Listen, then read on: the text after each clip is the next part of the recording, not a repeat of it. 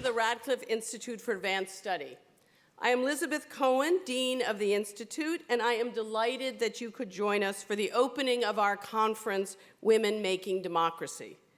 As most of you know, this conference will explore the role of women in movements for democratic change. I hope to see many of you back tomorrow when we continue with a full day of panel discussions. Planning the Institute's annual conference on gender was one of the first tasks I undertook after being named interim dean last May.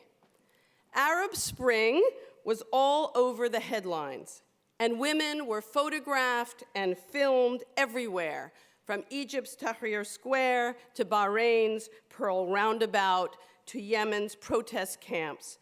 Their voices were audible on the radio, and their text messages zipped through cyberspace. But little analytical attention was being paid to their presence and its meaning. The spring 2012 annual gender conference seemed like the perfect opportunity to probe the nature of women's role in this democratic struggle and to understand it better by contrasting it to other recent movements of democratic change elsewhere in the world. I quickly recruited my colleague in the Harvard Government Department, Jennifer Hochschild, to chair a conference planning committee, and together we enlisted a generous and committed band of faculty members from across Harvard, all named in your program, to join us. From the very beginning of our planning, we were committed to having an artistic component to the conference, not as an auxiliary event, but as an integral part of the program. This mattered to us because the arts have always held an important place at the Radcliffe Institute. Our fellowship program is unusual among its peers for fully integrating working artists and writers with academic scholars. And our public programming often involves the arts. But just as significantly, we wanted to make the statement that art is not an interlude to be experienced in the pauses between the real work of scholarly debate about politics, but rather art is politics. Artistic expression, like the play we will experience tonight, does critical work in a political struggle like Arab Spring. Just last week, Radcliffe's annual Rama S. Mehta Lecture, which focuses on women in the developing world, was given by Indo-Canadian filmmaker Deepa Mehta, whose films have long been deeply political and controversial. Deepa asserted, as she reviewed her personal history as a filmmaker with us, that, quote, all art is political. It has to be political. It is the mirror we hold to ourselves to illuminate our experiences as a society, as a people, unquote. Tonight's performance is thus offered in that vein as another means of knowing and understanding, where abstract concepts and big truths express themselves through narrative and characters. Planning for the conference had only just begun when I happened to meet up with Rebecca Magor last May. Rebecca is an Israeli-American actress, playwright, and director, a graduate of the ART Institute at Harvard, and a lecturer in theater at Vanderbilt University. Rebecca reported that she was in the process of launching an initiative to identify, translate, and perform new plays exploring democracy in the Middle East. We immediately realized the synergies between our projects and decided to collaborate. What you see tonight, the first English translation of Ibrahim El-Husseini's new play, Komedia Al-Hussein, or Comedy of Sorrows, is the fruit of that collaboration. Comedy of Sorrows was written in the midst of the revolution in Egypt. It was first performed at Cairo's experimental Al-Khad Theater in July 2011.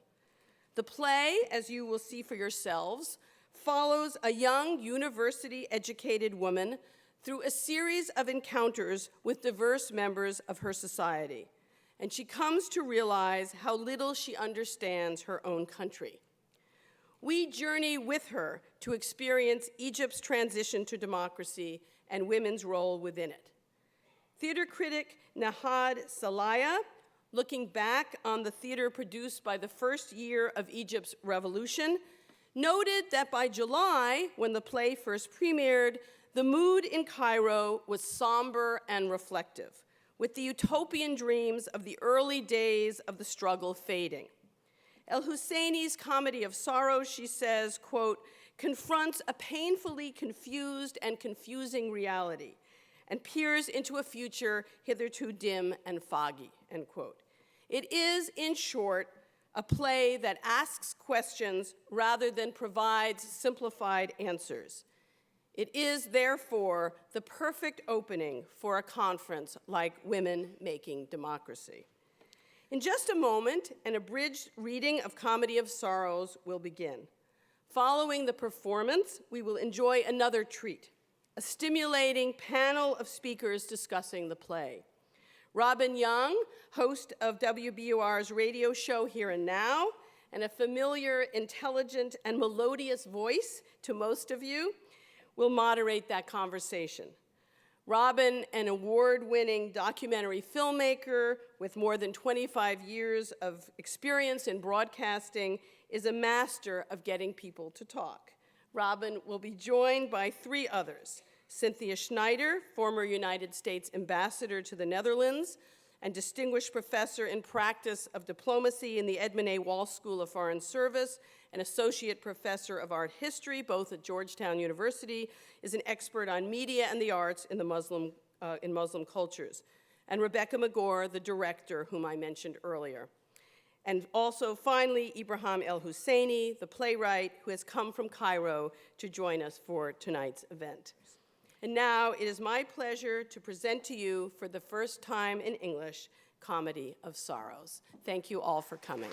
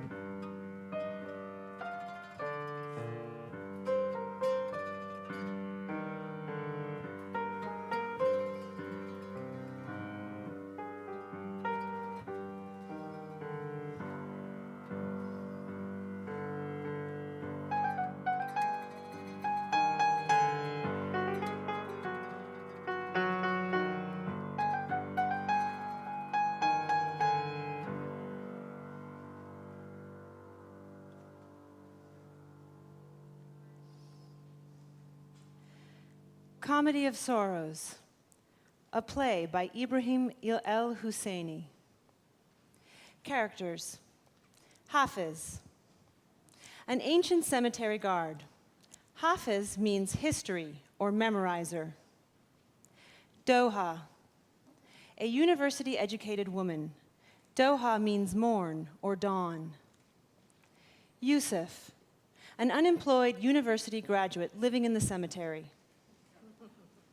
Nikrazan, Yusuf's friend, also unemployed and living in the cemetery. Suleiman, an army sergeant. Mansour, Suleiman's son and a demonstrator in the protests. Mansour means victorious one. Nada, the fiancé of a demonstrator killed in the protests. Nada means Jew. A note. Each character has two voices, a regular voice and an internal, private voice confined to the character's own thoughts. We hear the second voice, but do not see the character use it. Scene 1. Moments of warmth and oppression. We see a state of chaos, barren trees, clotheslines, a dumpster, what appears to be tombstones and empty courtyards where people seem to live. Hafiz, the cemetery guard, wears a galabia under a long coat and holds a thick walking stick in his hand. Hafiz carries a small lantern in one hand and a stack of files under his arm. He circles around, looking for a place to hide his files. Ideas are made by prophets and stolen by thieves. Hide your ideas. The thieves are coming. Prophets uphold the truth in the face of brutal power and lies, while thieves uphold shameless lies in the face of truth. Hide your ideas and dreams. Behind every dreaming prophet lies a thief. Hafiz raises his stick and strikes at a wall. Yusuf and Nikrazan appear, waking up from their sleep.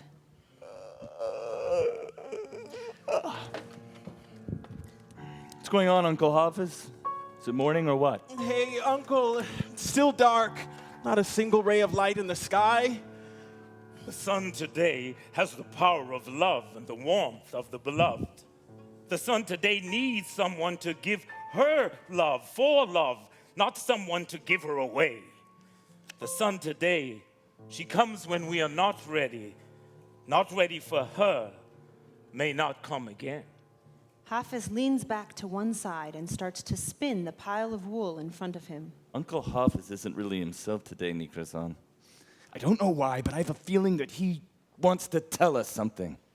Nikrazan walks on all fours on his hands and legs like a dog. I'm pretty sure it's nothing. He's the same. We're the same. Like a bunch of roaches scrounging in a trash heap. Nikrazan searches in the trash heap. Nothing. Not even a crust of bread. Didn't we scour this trash heap 100 times yesterday and find nothing? Well, I'm awake now. God knows who's to blame. And since I'm awake, I've got to eat something because I can't go back to sleep hungry. All right, fine. Go ahead. Eat the garbage then. It looks like nobody even died today either. The cemetery is deathly still. I mean, no charity food, nobody to keep us company, no mercy, not even a prayer to help us suffer through our state. He notices Yusuf making a huge effort to find something inside a trash bag. What are you doing, Yusuf? I'm looking for the boot that matches this one. My heart tells me that I'll find it today. You sure it came in a pair with the last garbage delivery? I don't know, but I can't live with one boot, can I? You want me to spend the rest of my life barefoot? Yeah, well, what's the problem with that? I'm barefoot too, and you don't hear me complaining. Yeah, well, you choose to be that way, walking on all fours, pretending to be a dog. Cut it out. Get up. Walk on your own 2 feet. You're a human being, Nikrazan. You're not a dog. No, you be the judge of that. I mean, have you ever seen a human being live the kind of life I live? Hey, Uncle, I'm a dog. I have long ears. I hide my tail in my pants. I bite. I go ruff, ruff, and I lift my leg up to the wall when I have to go pee-pee. Satisfied? You disgust me. I'm a dog. You have to believe me. The sound of an approaching truck. Oh, merciful Lord. Oh, God, the garbage truck has arrived. Trash bags fly over the heads of Yusuf and Nikrazan. Peace and goodness, heaven on earth. Reach your hand in there, Yusuf, into this great bounty and open the bags. I have a feeling God will give us a generous breakfast this morning and reunite you with that missing boot of yours. No, let's focus on finding something to eat first. Oh, I got half a stale baguette and a piece of banana that's only a quarter rotten. Wait, give me the piece of the banana. Well, what am I going to dip my bread in? Hold on, will you? What's this?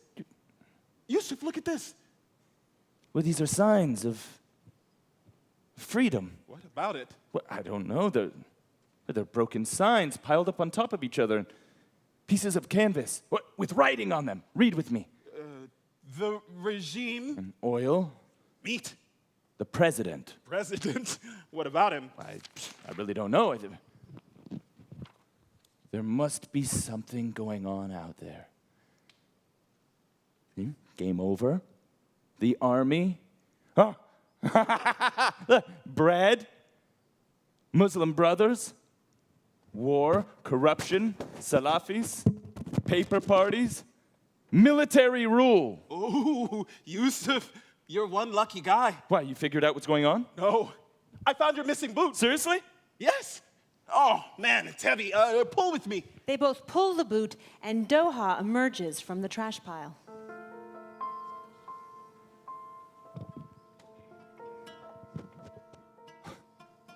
Am I dreaming?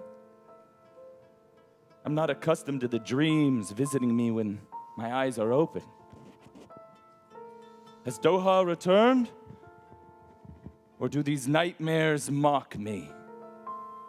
Watch out, friend. Why are you squeezing my boot like that? Who are you, woman? And what are you doing in our garbage? You're Doha. Yeah? How do you know my name? Am I famous or something? I'm Yusuf. Hello and welcome. Yusuf who? I'm Yusuf of Egypt. And I'm Doha of nobody. And you, sir, who are you from? I'm Nikrazan of the noble breed of Dobermans, but since I've come here, I've become just very average dog. A mutt, really. God have mercy on me. What is going on? Are you guys crazy? I don't see any straitjackets or psychiatrists. Oh my God, I'm leaving. What? Oh, sorry, by the way, I didn't mean to spoil your garbage. What on earth brought me here? Au revoir. Wait, Doha, you really don't remember me? It's true my name is Doha, but believe me, I have never seen you before. Could you please let me go? Wait, I'm sorry. I mean, are you sure that you don't know me? I'm sure. Again, I'm sorry. The truth is, I came here by mistake. The garbage truck was really the only thing in front of me, and I hid from the police in it, and all of a sudden, I found myself here. Ma'am? Okay, what's up with this ma'am? What do you want from me? And why are you barking at me and grabbing my clothes?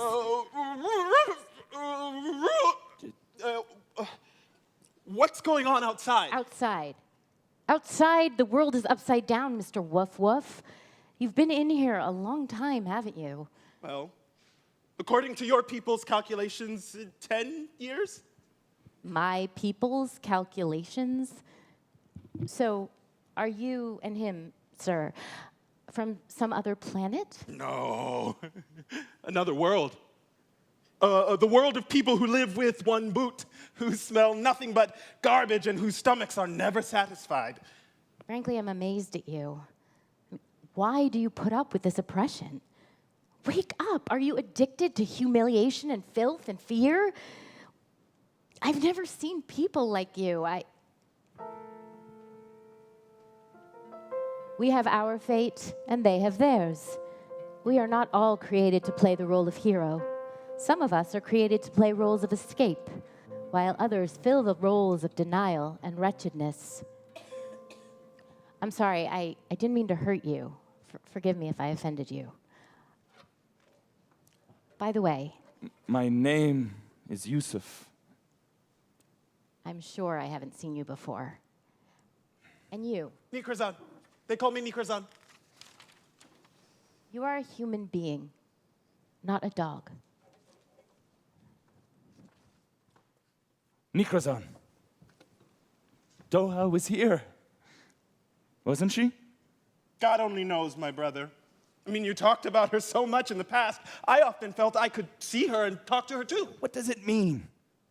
We were dreaming, or did it really happen? I don't know the difference between dreams and the truth. I sleep, I wake, I eat, I drink, I work like a dog, end of story. So we didn't see Doha or talk with her together? I don't care. Right now, I just want to do what dogs do. Turn around, please. I'm a little shy. A cellular phone rings. Wait, what's that sound? Sounds like a cellular phone. I know that sound very well. What's it mean? It's a gadget. Look around. It's thin and smooth, and it vibrates in your hand. Hey, watch it. My God, I'm referring to the cell phone. And here it is. Here, say hello. No, you say it. Just hold it, man. Press this key. Okay. The voice of Doha's mother. Hello? Doha? Where are you, sweetheart? I called you 100 times. Why don't you answer? Oh, no, I'm not Doha. Who are you, son? Isn't this Doha's number? I'm sorry. I thought this was my daughter Doha's phone. Maybe I dialed the wrong number. Sorry, son. Doha! At this moment, all characters appear as ghosts within the scene. Hafiz appears to be writing inside a big book.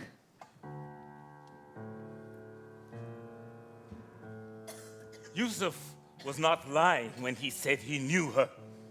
He stole a kiss one evening when they were together. The kiss gave him never-ending, tremendous sadness. Her eyes gave him a secret power to face the world without fear, but he did fear. Doba was not lying when she said she did not know him. She truly never knew him.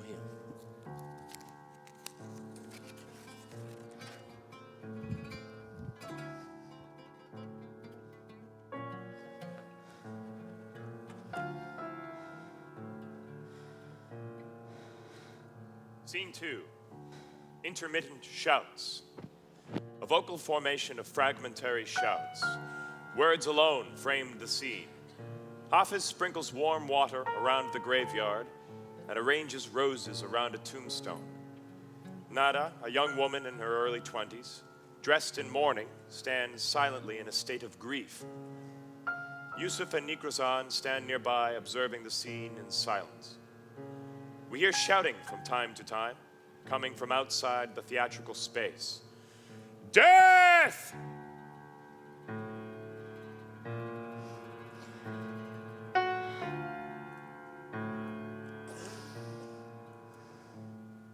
There is the happiness I have not known.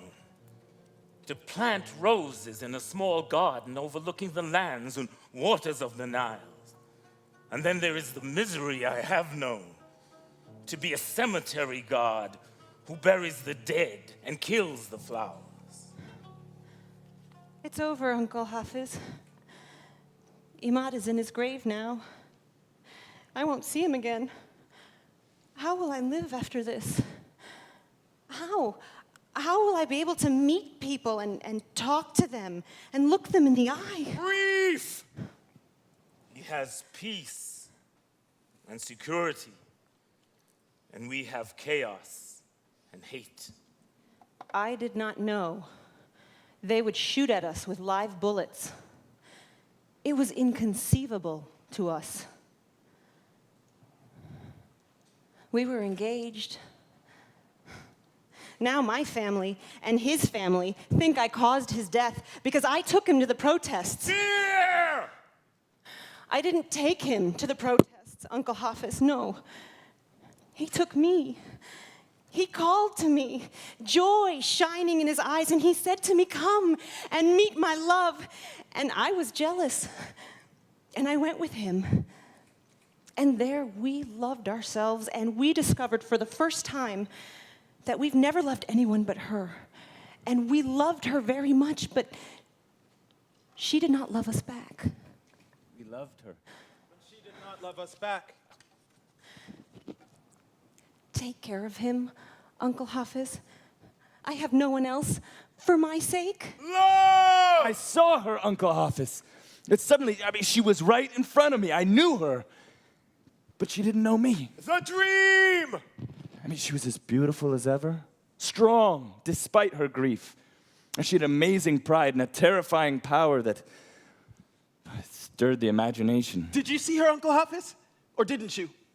Why don't you say something? Come on, answer us, Uncle Hafiz. It's always the same. Nothing changes. Uncle Hafiz doesn't answer us, and we don't stop asking questions. Hey there, Uncle. Nod your head. Wiggle your finger. Give us a sign. Hafiz reaches his hand out to give Yusuf a rose. She left us this rose. So you saw her then? Yeah. I swear to God, I don't understand either of you. There's the one who's playing the lover, and there's the one who's pretending to be deaf and blind. And when I tell you I'm a dog, you don't believe me. Day! Like a dream, she came. Green wings and a smile as big and bright as the moon. She told me, "Come back to me, old man." And I said to her, when the time comes, when I am able to become a real human being again. God almighty, I feel he can speak. This silence of his isn't sincere. There's something deep down in him that's eating away at him. Something unnatural got to him and ruined his life. Could you please shut up? Come with me. And go where? Doha left this way. Let's catch up with her. The journey! Can we forget about it? I'd rather go back to our stale baguette and that piece of banana that hasn't totally rotted. These are the things that bring joy to the troubled heart. Oh, not for me. Don't be ungrateful. This is better than nothing. At least garbage is guaranteed, while what you want us to run after is not by any means guaranteed. The cell phone rings. Yusuf answers. Hello. You are Yusuf, aren't you? I... My cell phone. Could you please bring it to me? Or Doha, I tried to catch up with you, but you were faster than me. Could we meet? Or Yeah, where are you maybe- now? The square! I'm next to The square? If you're afraid of coming here, I can certainly. No, I don't know if I'm still afraid or not, but I do know that I want to come to you now.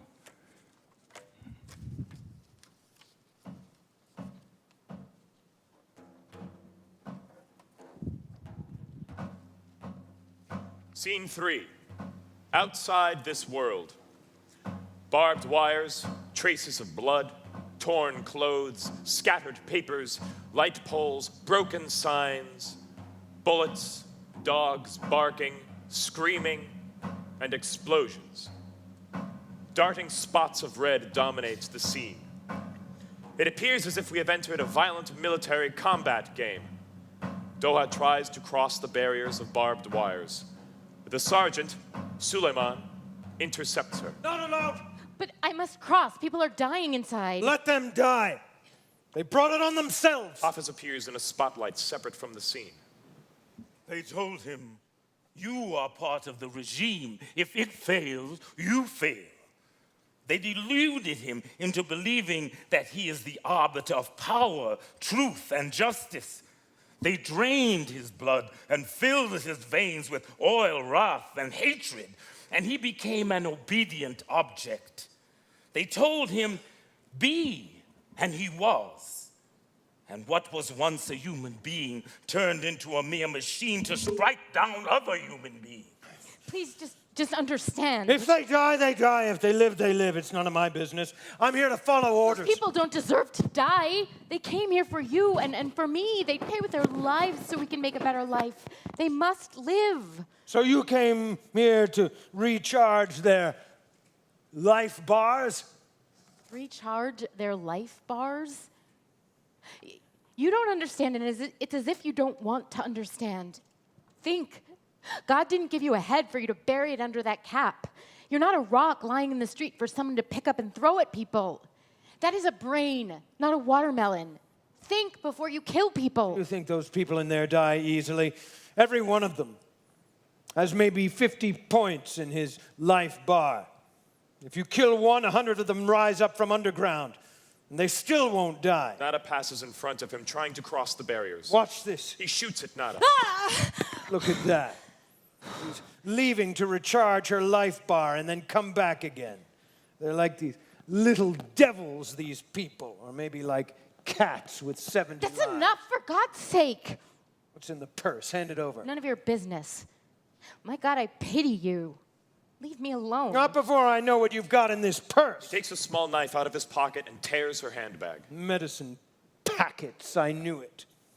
You want to recharge their life bars, stop this bullshit, and show your real face. Nada passes by again, and the sergeant shoots at her again. She falls, then props herself up and stands to escape another time. Why don't you come? I am waiting for the journey to the other side of the river where there is love, justice, and safety. Lean on me. Oh, don't worry. I only wish they could kill me. It'd be a relief. You hate life that much? I love life that much. Doha and Nada drag themselves away while the sergeant talks on a cellular phone. Please, sir, don't deny me of this precious opportunity. You can't imagine, sir, how much pleasure it gives me. I'm at your boot service, Your Honor. Yes, sir. I know Azrael's room. My whole life revolves around it. In Azrael's room lies true pleasure, orgasmic chills, the uprising of lust. And there I become another being, stronger and greater. In there, the fools become dust under my boots. A young man emerges running. The sergeant intercepts him. Not allowed! Papa? Mansour.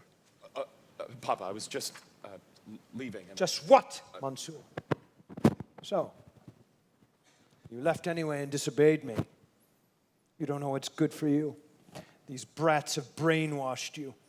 May God crush the house of Facebook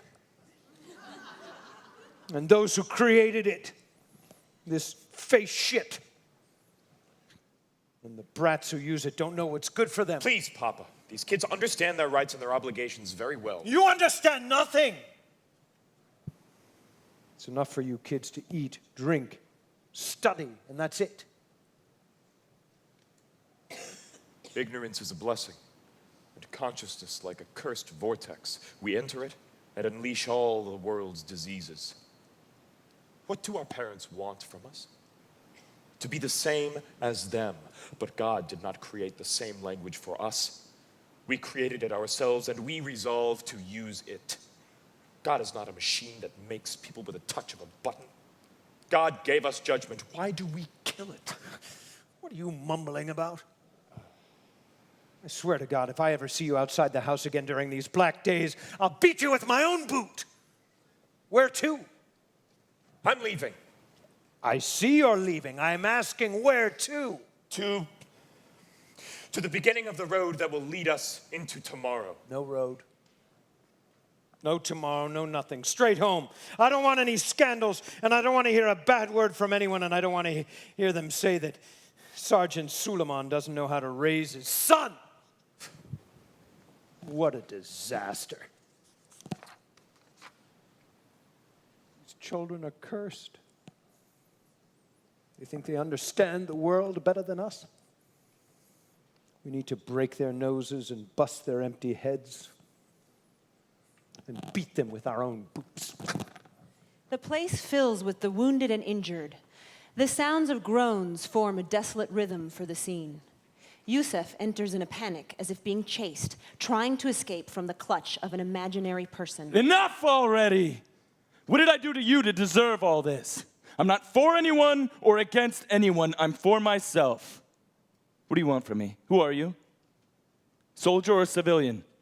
Egyptian or foreigner? Muslim, Christian, Jew? Speak! Why are you hitting me? Did I wrong you? I'm sorry. I'm sorry for any wrong that I committed that I don't know that I committed. Why don't you speak? Do you even know why you are hitting me? He rolls on the floor, evading the strikes. Hafiz appears in his spotlight. Think about what you read and what you see. In between the piles of text, a lake of blood as big as the universe disappears. This is the arm of someone who dreamed the moon would shine longer. And on this shirt is the blood of my cousin. still has his smell and his sweat. All day long, his nose to the grindstone. And this is the leg of an old man who tried all his life to cross to the other side, and when that day drew near, it was cut off. And this is a girl's palm who waved on her way to the road. And this backpack belonged to a small child who was on his way back from school. A is for apple, alligator, and air. B is for book, beach ball, and beer. C is for cat, crayon, and cape. He was still learning to read the alphabet. And this is the helmet of a soldier who died without knowing who killed him or why. And this is a piece of galabeah from a peasant who left his field in search of his dignity. And this is the wristwatch of my brother. And this is the rosary of an imam and the cross of a priest. And these are the eyes of an old woman who came searching for her children. These things belong to the dead. I get from the streets and the squares, and I walk around with them, thinking maybe their loved ones will see them and recognize them. Uncle Hafiz!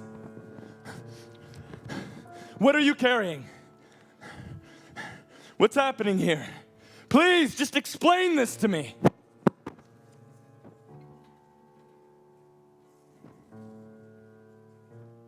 I'm ready for the truth. It's shocking and it's appalling, but for the first time I feel ashamed. Why did I run away? Why did I replace people, places, and ideas with garbage dumps, tombstones, and the silence of the dead? Mansour enters. He is injured. He approaches Yusuf and extends a hand to him. Come with me. Where are you taking me? I can't see anything. I can't see in front of me. I can't see anything. Me neither. My legs are injured too, and I can hardly walk. Then lean on me and show me the way. Hafiz opens an old box, taking out files and dusting them off. The dead are kind. Sorry. Their strength is shattered, so they no longer have a will or a voice. The dead do not revolt. So it is taught, and so it is known. They wait for mercy, and like them, I wait here. Come death or come mercy. The spotlight narrows down on Hafiz while he carries his files in his hands, then sudden darkness. Scene 4, Crossroads. Hafiz is busy writing in the dim light of a lantern. Today, the carriage reaches the end of the road. Only a few steps remain before the crossing. The horses are exhausted from the journey. Old age has crept up on them. Their skin is torn, their power drained. Stubbornness no longer pays. Today, a new day will dawn for those horses. They will choose their own path. Hafiz hears heavy footsteps. He stops writing. He lifts his head in the direction of the footsteps and stands, trembling. He speaks in his normal voice. For the first time, we can hear him and see him speak. Enough, I can't take anymore. I'll only write what I see with my own two eyes. Please, no need for violence. We may disagree on how to tell the story or on some of the details, but you have no right to persecute me with your lies. Hafiz swiftly snatches his notebook and leafs through its pages frantically. Around here, lying has become more powerful than the truth. No, more than that. Lying has become the truth. A gorgeous creature with a stunning figure and bright eyes and silky words that slink into your ears and fill them with poison. Lying has become a giant sea with a million seductive sirens. As for the truth, has become a disfigured, hideous creature with long fangs and sharp nails, a creature with a strangled heart, a homeless, fugitive creature in God's wide country, and not a soul wants to know its destination or cross its path.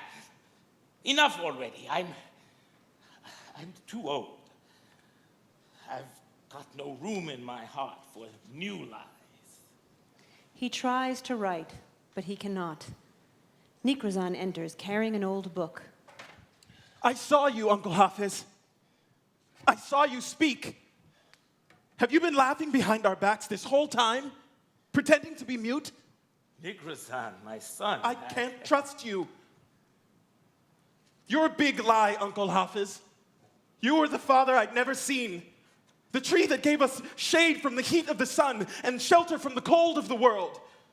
You were that moment of safety I could count on. You lied to us, but we never lied to you. Who are you, Uncle Hafiz? I am a poor man. I could never defend myself. I've been around and I've seen folks in all shapes and sizes. I've met kings, presidents, czars, and sultans. I've lived with the impoverished, the destitute, and the beggars. I've seen the sun rise on the first day of God's creation, and I'll see it set on the last day of the world. I'm the one who sees everything and the one who never sees anything. What are you talking about? My question is clear and simple. Who are you? Believe me, my son, I don't know exactly who I am. Maybe you can be the first to know. And when I figure it out, I should tell you, right? Look, Uncle Hafiz, a while ago, I found this book. I was looking through it and I found your picture inside.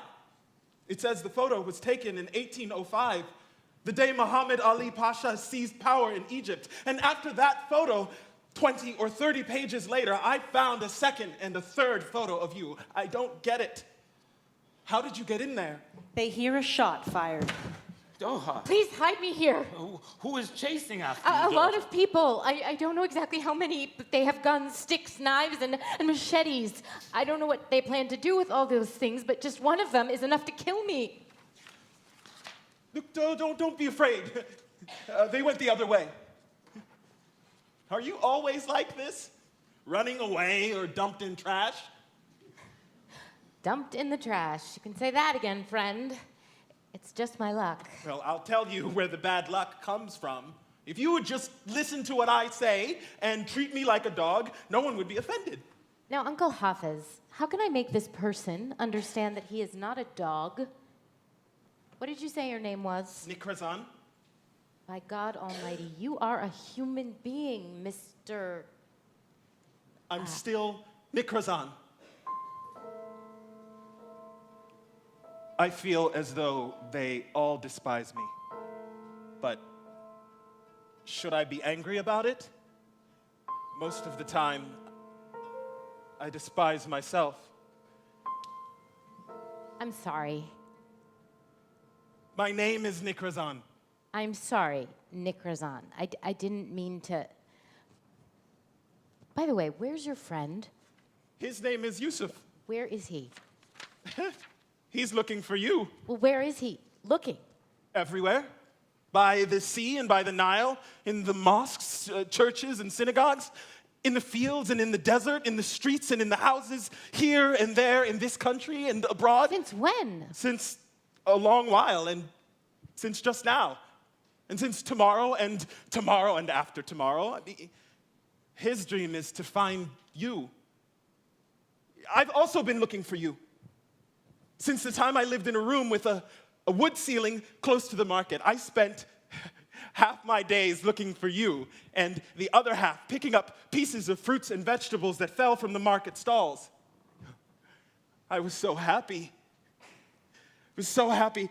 When I saw a loaded cart coming, I'd feel that my hunger and my day-long grind were about to end with a good meal or a few pennies after selling what I'd scavenged. Poverty is a tale for entertaining the rich as they amass their fortunes. The merchants left me alone.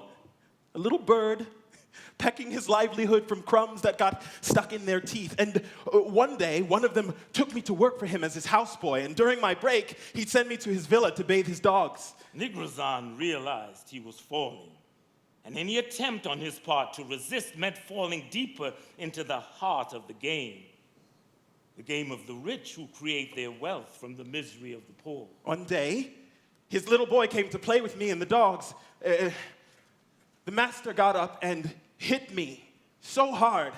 In all my life, I'd never seen anyone hit so hard. And he said to me, "You're an animal.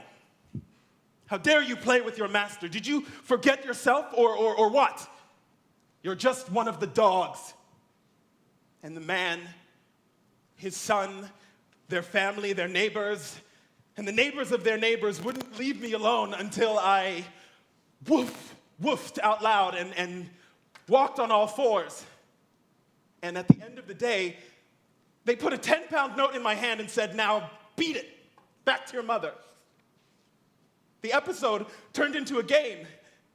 And every time I saw the man, his son, or his neighbors, I'd quickly bow down and walk on my hands and feet and woof, woof.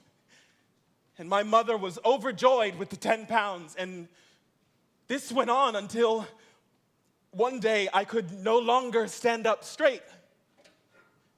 And I became a real dog. Woof, woof, woof.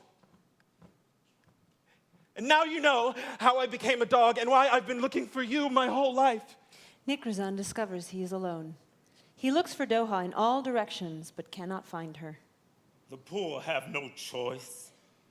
God may have given them reason, but to the rich he gave the world because he gave them wealth. And they gave themselves greed and tyranny and bequeathed us with a fear of overcoming humiliation. Nigrozan bows his head slowly and sinks to the floor, taking the dog's position. Gradual blackout. Scene 5. Game of denial and trial. Yusuf emerges from the depths. Here starts the game of hiding and denial, where Doha appears and disappears while Yusuf tries to chase her. Doha? Why is it every time I catch a glimpse of you, I lose you again? Oh, I'm tired, out of breath and exhausted. You don't want me, just tell me. Don't leave me hanging like this. Doha continues to appear and disappear. Everyone appears from different places. I can't become a human being and I can't remain a dog. I don't deny I love you. Then again, sometimes I feel I hate you. Why do you hand over the best things to others? I gave you what I could, and I'm willing to give you more. Don't deny. Why do you hand out the human best being. things to others? sometimes I I feel like a gave you dog. everything I could, Don't and I'm willing to give you more. remain a Why dog, but do I you can't give become a everyone human else the being. best Don't leave me hanging. things? I can't become I a gave you what I human being, could, but I and I'm can't willing to remain give a you dog. more. Why do you give it? The moment was stunning. She stood at the height of her powers, her body an open target for invasion. Everybody surrounded her, innocents and hypocrites, killers and lovers, friends and foes. You remember me? I was just thinking about you. At the hospital, they told me you had many wounds. I wish it were just wounds. I'm sorry I dragged you into this. Do you remember our college days? We were inseparable. All our friends were jealous, and then when we decided to get engaged, they gathered all around us. Yusuf, please don't let your imagination run wild here. I do sympathize with you, truly. But I really didn't know you before today. Why are you always like this? You forget those who love and appreciate you, and you run after those who deceive you. Do you remember the first time I told you that I loved you? Do you remember what happened to me when I told you my honest opinion about you? They accused me of being a communist, and they kept beating me, kicking, punching, police stations, dark rooms. But the good people, they advised me that the only way out of my terrible predicament was to grow a beard and pretend to be a devout dervish and carry a long rosary with 1,000 beads on it as dervishes do. And so I became a dervish. Do you remember when I drew a heart and arrow for you and some singing birds? But they still arrested me. At this time, they accused me of being part of an Islamist group, and the whole cycle started again. The beatings, and the nails, and mad dogs.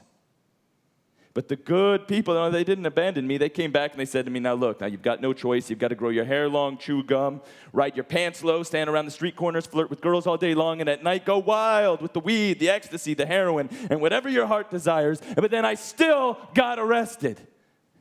Yeah, but this time it was a little weird. Frankly, people disagreed on the charge. Was it prostitution or drug possession? And in the middle of the argument, a very old man with gigantic boots came along and told them, you idiots. This one's, he's not a communist or an Islamist or a womanizer. He's just a poor man.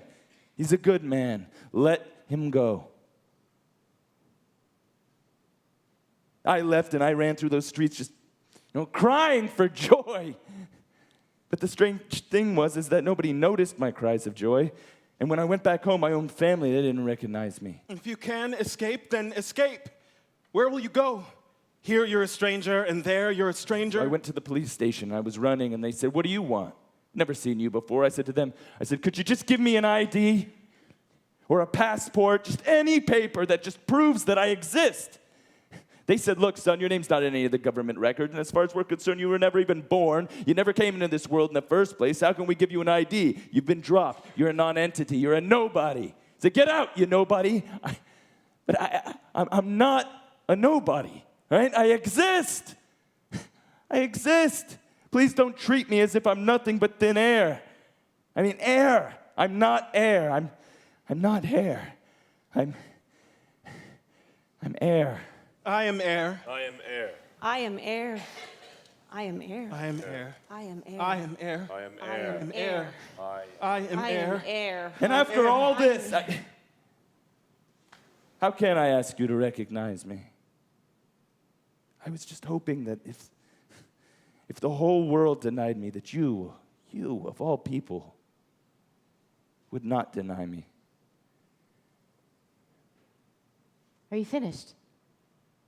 Got it off your chest? Are you relieved? Yes, relieved.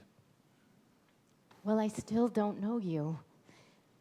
Maybe I've seen you once or twice in my life. It's possible we talked at some point or went out together someplace, or maybe I knew you well and then I forgot about you in the hustle and bustle of life. I don't know. For days at a time, I stood at your gate. So why didn't you come inside? Your guard stopped me. You could have screamed. Their voices were always louder than mine. Is this- I couldn't. They cut out my tongue. And they tied my hands. They covered my eyes. And you were there in your own world. A world that from the outside was all glitter and luxury, decorated with all the colors of the rainbow. So you could have told me. Oh, you couldn't be bothered to lift a finger inside all that glitter, or you would have seen the decay spreading all around you. When the colors multiply, they dazzle the eyes so the heart cannot tell the difference between the natural and the artificial. The roses were everywhere, and the birds sang 100 songs as they flew through the air, and butterflies spread color and perfume all around.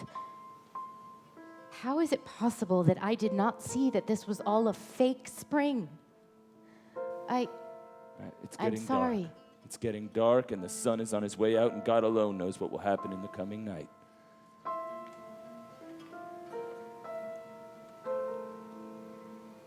Tomorrow there will be a new crisis. Things will get complicated, and that will be the status quo. Maybe Doha wanted a more clever man to satisfy her mind, or a stronger one to guard her and quench her thirst. Watch yourself!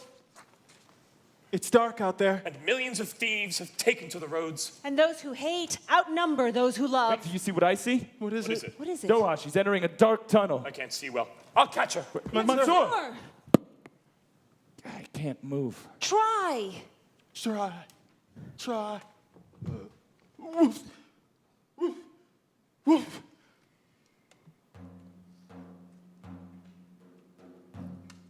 At the end of every road, there is a dark underground room soaked with hate, where the gods meet to put their dirty secret plans into motion.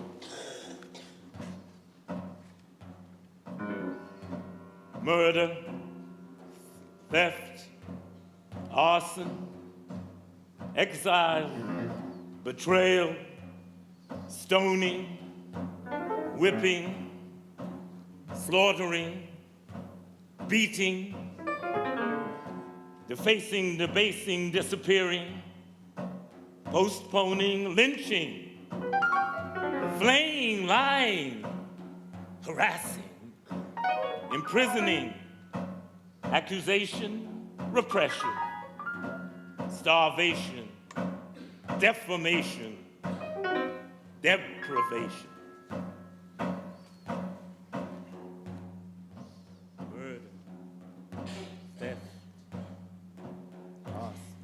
Scene 7, the conversation. A narrow side street. Doha enters exhausted. Voices shouting the various slogans overlap one another and become indistinct.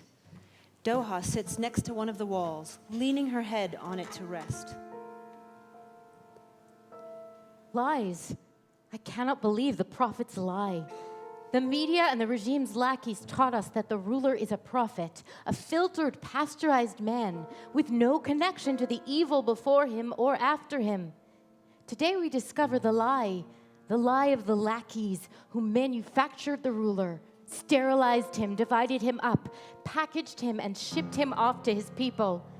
But they could not fathom, because they sold their minds, that the expiration date would arrive and the time would come to dispose of the package.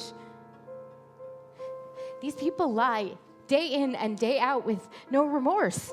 When these men go home at night and look their wives in the eye, don't they experience even a moment of shame?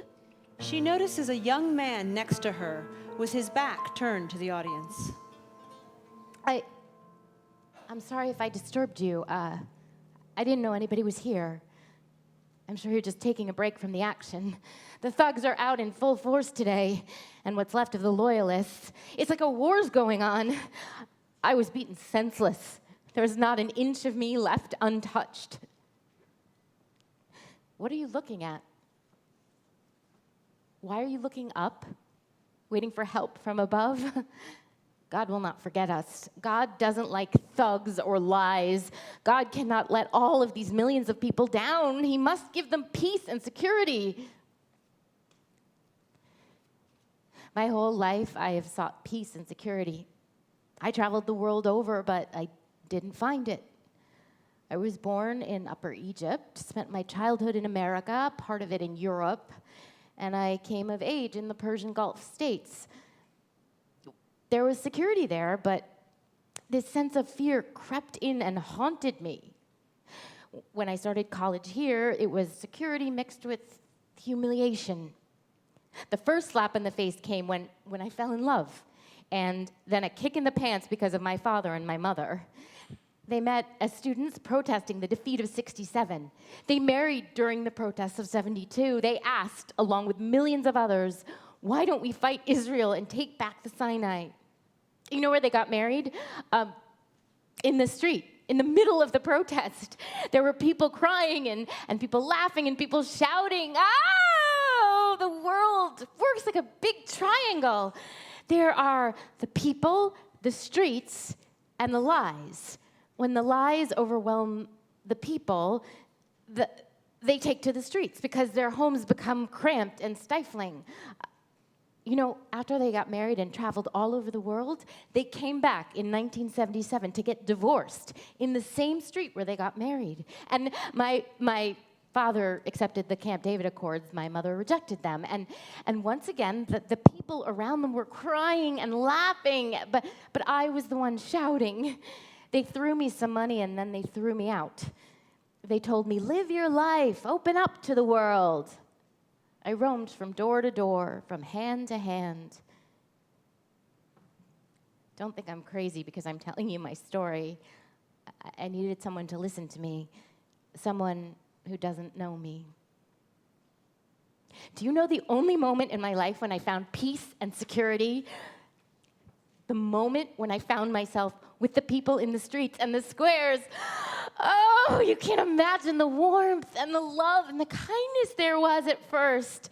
I found a father and a mother and a sister and a brother. I felt I had a family for the first time. Oh, why am I telling you this? You're here with us and you know. Okay, goodbye. I am going back to the people. I feel a strange chill when I'm away from them. Hey, friend, how long are you planning to stare up there like that? She stretches out her hand to shake his shoulders, and he falls to the ground. I did not know I was talking with a dead man. What is the difference between what we were before today and what we hope to become? We were all dead. There was no value to what we decreed by word or action. Today we shout for nothing but to declare we are still alive. It's us or them.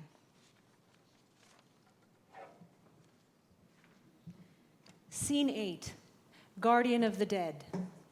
Hafiz, lost in his imagination, writes something with interest. Nikrazan enters. Still sitting there writing. The world around you turns upside down and inside out 100 times a day, and you answer this one confounding question. Tell me, who are you? You think you'll feel better if I tell you a little story and you sob in the end? And if I tell you that one little story is me, it's what happened to me. Why are you treating me like this, Uncle Hafiz? Don't take offense, son. I'm just a little god guarding a few dead people. These people here are all the friends and family I have. I know everything about them, their names, their ancestry, their families, where they live, how they died, whether they were happy or unhappy. But who are you in all of this? Everyone here is without designation, without diplomas, without debts, without assets. There are no appointments here, no formalities, no ceremonies. Uncle Hafiz, when I asked you who you are, I didn't mean for you to make me forget who I am. God forgive you. You're a good old man. Wait, Nikrazan. What is it, Uncle Hafiz? Look, when you feel the air around you running out, and you cannot catch a breath, let alone fill your lungs, at this moment, death becomes a blessing. But if death doesn't come, nothing in the world will help you. I'm like that here. I cannot live or die or hide or even escape. It's already bleak. You don't have to make it any more bleak, Uncle Hafiz. For the day. For the day you can make it totally bleak and dark. No. For the day when I can say no without fear. To the day when I open all the files of corruption I have been sitting here guarding all these years. What's in these files, Uncle Hafiz?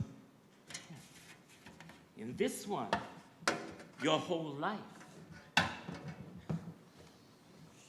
In this one, your education. And in this one, the alphabet recognized by society, not the alphabet God intended.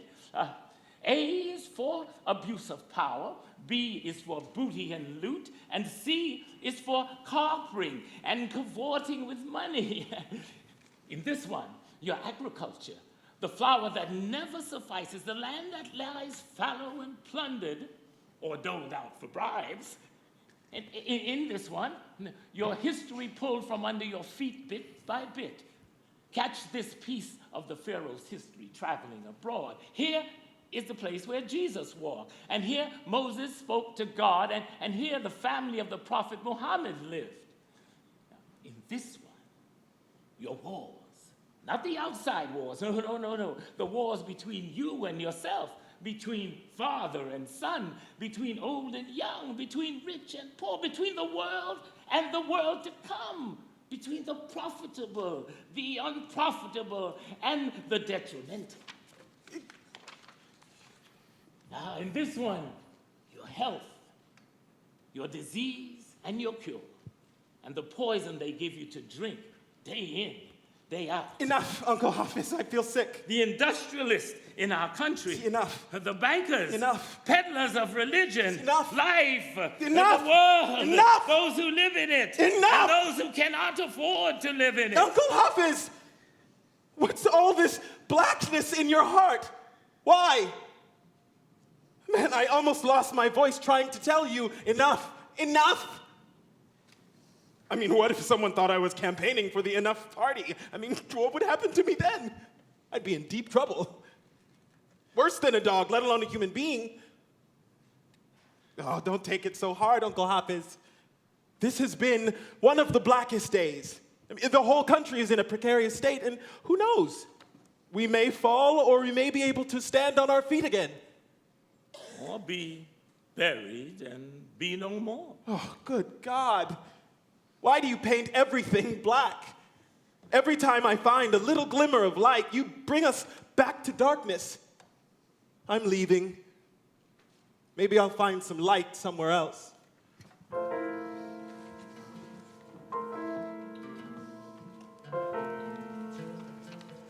Scene 9.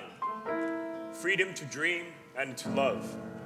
Nada carries a sign which reads, "Here he died, here he waited." In our village, they say that when a person dies, his soul transforms into a bird, or his body decomposes to grow a tree. Good souls return in more beautiful form. All belongs to you, to you, to you, O Lord of all things. What you're doing won't bring him back. But it will guarantee life for other people and make it possible for them to love as we have loved. Would you mind if I took that poster from you for a bit? Would you mind if I wiped away your tear? I couldn't help it. Most of the people I know gave me the impression that there was no love in the world. God never created anyone without love. Look around you. The world is full of love. He's the one that taught me that. He had no apartment, no job, no money. He never had anything. But he loved me. Our love was the fortune we inherited. It was the song that entertained us. We would have been lost without it. It was the only thing that let people know we existed. Our love still exists. Death has never come between two people who have loved each other. Tomorrow, you'll see, and I'll remind you.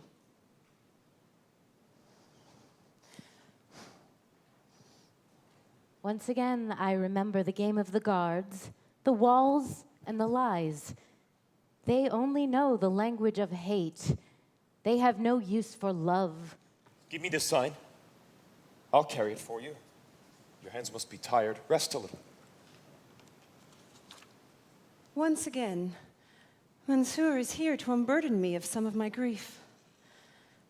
Sadness makes us more beautiful, and love that defies death turns us into angels. Nada, I'm here with you. Wait. Now I'm here in front of you with no guards and no gates and no walls. I must still be dreaming. I'm reality with a little bit of dream, and a dream with a little bit of reality.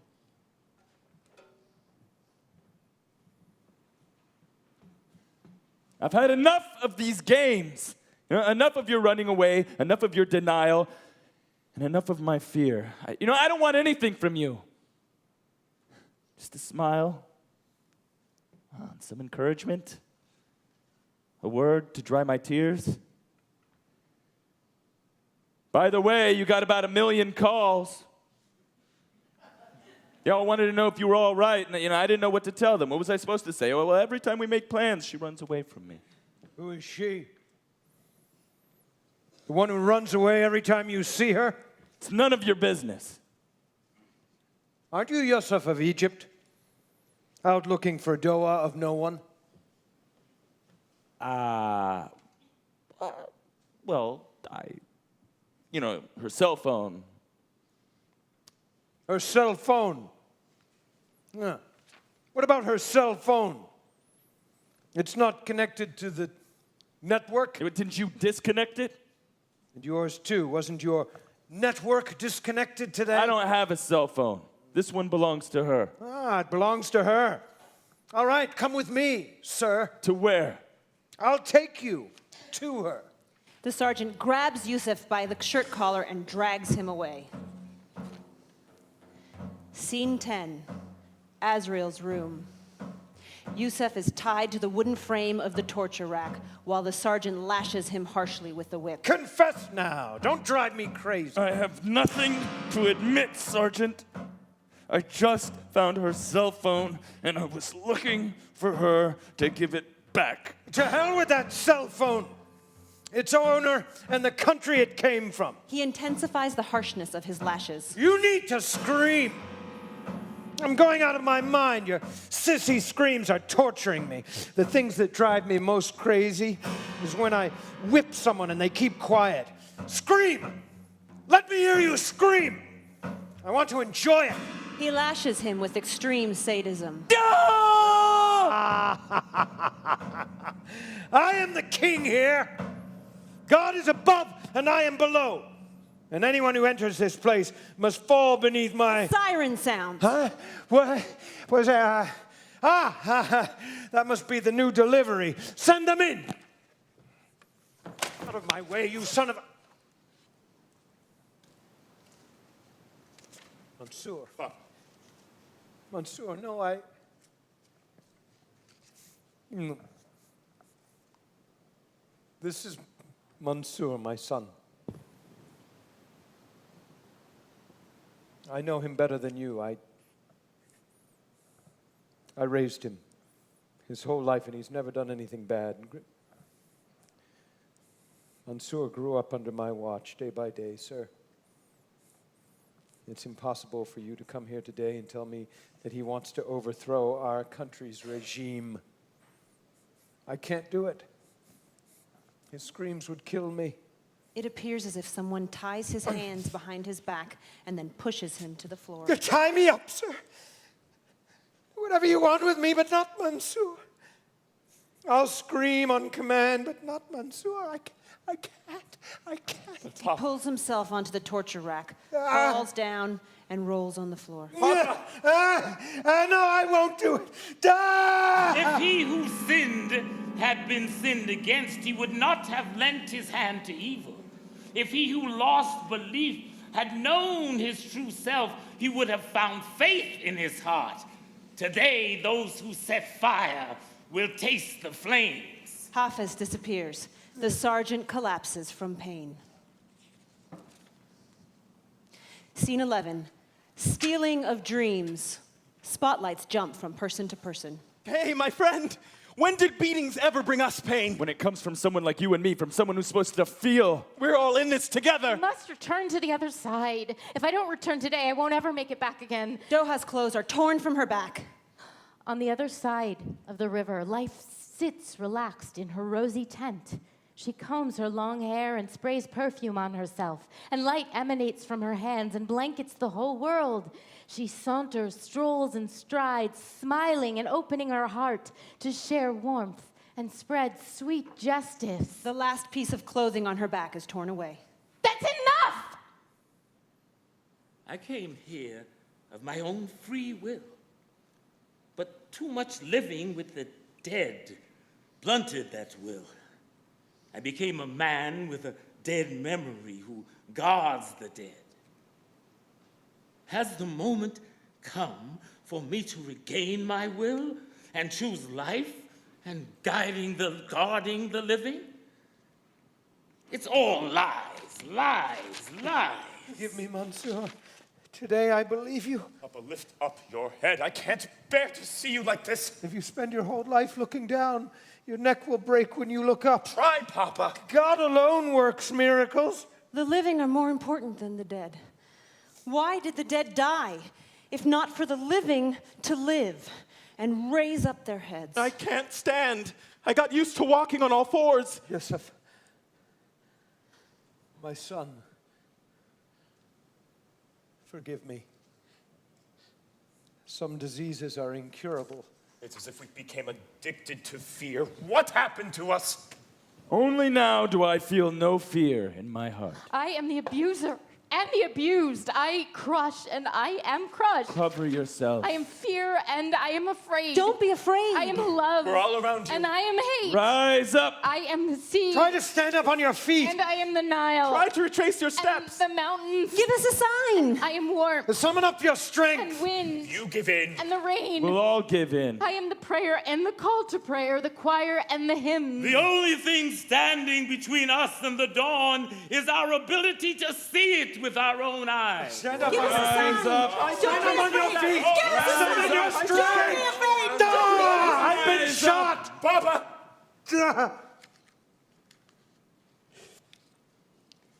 Forgive me. All of you. Forgive me. Mansoor. My son. Help me take off my uniform. I don't want to meet God like this. No. Don't die now. I still need you. I know I can stand up. If he wanted me to be a dog, he would have made me one. I'm a human being. I think there's something you wanted to tell me. I can't. I'll say it myself. Mansoor, I love you. I can't. Those who reach for the sky will touch the stars, and those who let fear bend their backs will see nothing but mud. Try again. I did it.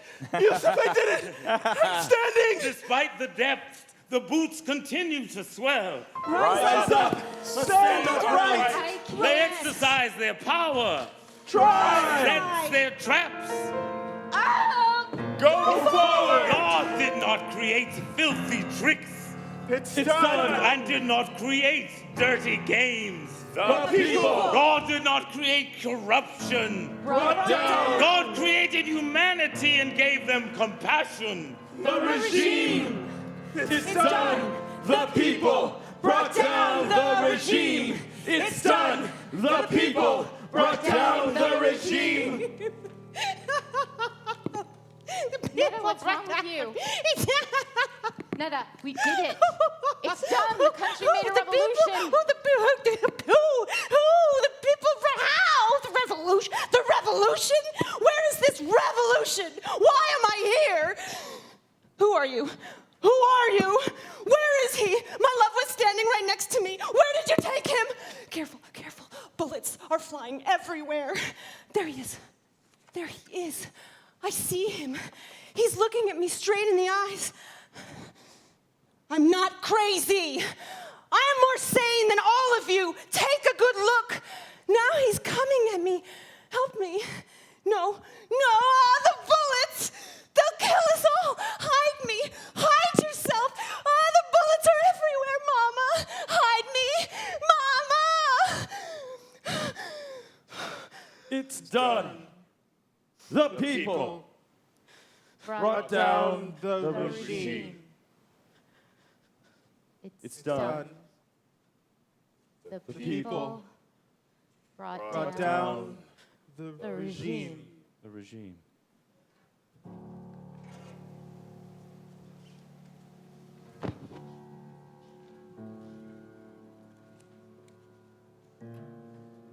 As fate would have it, the night has passed. Those who sold us, abused us, discriminated against us, and tortured us have passed. The night has passed, and now we await the dawn.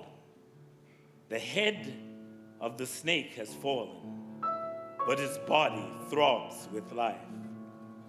The wall of fear has fallen, but scores of other walls remain. Here is a contractor of freedom, and there a counterfeiter of ideas. This one's an investor in revolutions, and that one's an igniter of conflicts.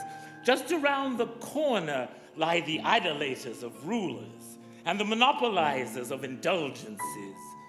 And in the background prowls murderer of dreams, the exporter of illusions and the smuggler of national riches.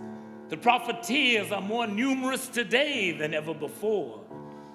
But a few steps away lies the dawn. Hide the light, hide your dreams, hide your revolutions. Behind every dreaming prophet lurks a scoundrel. Behind every self-sacrificing revolutionary lies a thug. Ladies and gentlemen, we are still waiting for the dawn.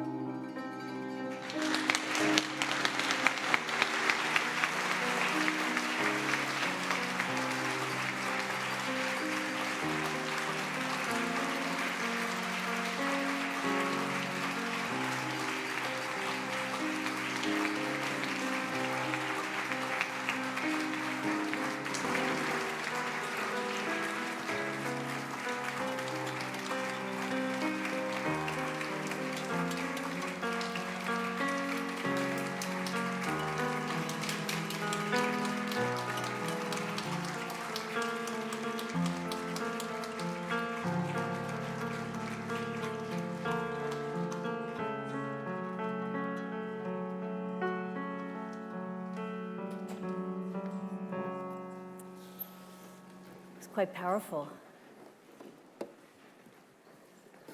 I'm thinking, on Here and Now, of course, through the whole uprising, we followed every second of it. And right after, we had a conversation about Egypt's cultural revolution with Robin Cresswell, the poetry editor of the Paris Review, about what happens now. And he reminded us that Egypt is a country which has long, in a way, co-opted its artists with their cooperation. They had very little other way to make money. Even the country's greatest novelist, Naguib Mahfouz, was for a time a mid-level government clerk.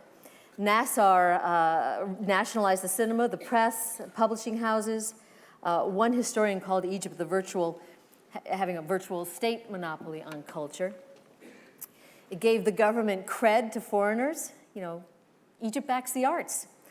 It fights Islamists, who, by the way, don't care about King Tut, which is how Robin put it. While, as we know, the country became incredibly corrupt, but it had this wonderful front.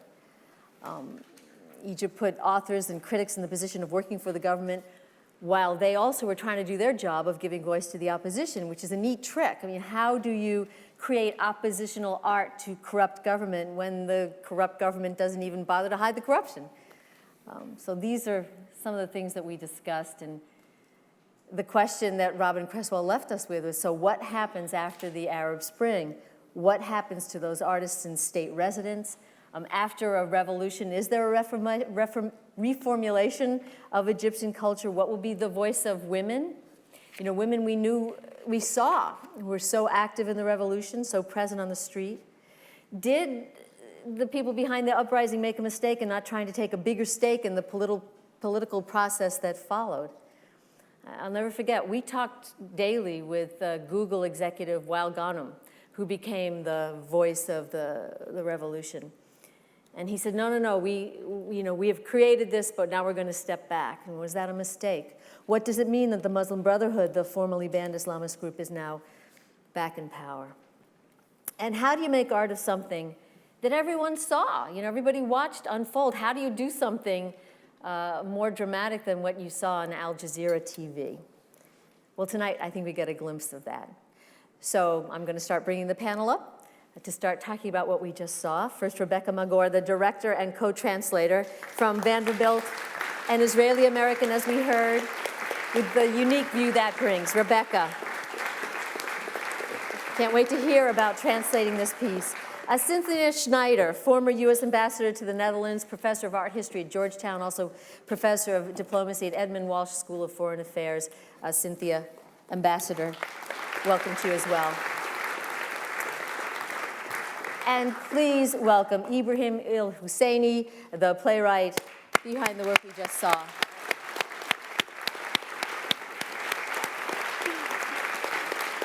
And we're also going to welcome Paul Wolfsberg, who teaches Arabic at Harvard and is going to be translating for us tonight. Paul, thanks so much. With Ibrahim. Now we're going to hear from each of the panelists, and then we'll have some questions here, and then some of yours, and I know you must have some.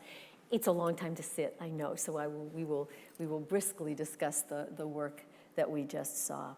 And Rebecca, let's start with you, because you have some words I know, but I was reading, you sent me some background to this, that we were hearing people speak in sort of an internal voice and then to each other, and of course increasingly to each other and then as one voice. But I understand the way Ibrahim originally wrote it, this was in two forms of Egyptian, a more colloquial and a more formal. So how did you approach this, please?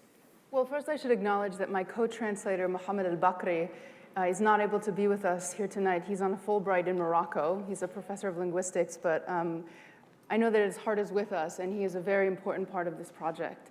So when Mohammed and I started to work on this translation, we were dealing with, as you were saying, the two voices, one of which was written in colloquial Egyptian, Amiya, and the other one which was written in Fusha.